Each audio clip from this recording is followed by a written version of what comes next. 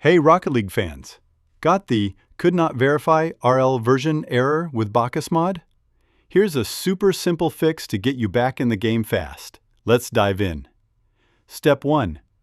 Update BakkesMod. Head to bakkesmod.com and grab the latest version. This error often pops up after a Rocket League update, so installing the newest BakkesMod usually does the trick. Run it as admin after installing. Step 2. Disable antivirus temporarily. Your antivirus might block BakkesMod, causing this error.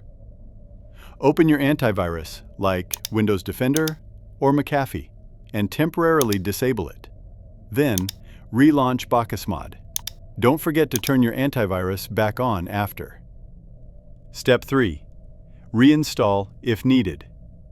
Still stuck?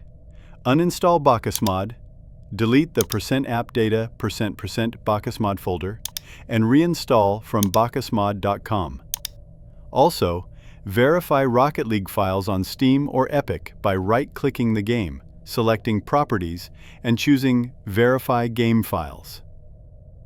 That's it. These steps should fix the error. If not, check BakkesMod's Discord for more help. Like, subscribe, and let me know in the comments if this worked. Happy gaming!